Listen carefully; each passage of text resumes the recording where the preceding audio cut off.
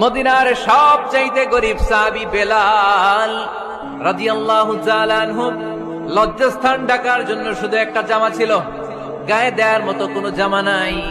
এই সাহাবীর মতো গরিব কোন সাহাবী মদিনার জমিনে নাই।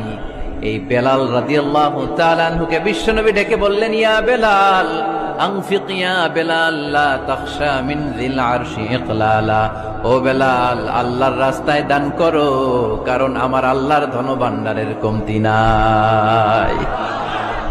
সাইয়েদনা বেলাল রাদিয়াল্লাহু তাআলা আনহু সবচেয়ে গরিব। শুনতেছেন, বুঝতেছেন? সবচেয়ে গরিব। ডাউন পার্টটা ঢাকার মতো একটা গার্মেন্ট ছিল, একটা কাপড়, এটা পেঁচায় আসতো, নামাজ পড়তো। গায়ে রাখার মতো কোনো জামা নাই, আর খাবার দাবার টাকা পয়সা বলতে নাই। ওই সাহাবীর বিষ্ণু সাল্লাল্লাহু আলাইহি ওয়াসাল্লাম বললেন, আনফিক বেলাল, বেলাল তুমিও দান করো, তুমিও দাও, দানের হাতকে প্রশস্ত করে দাও।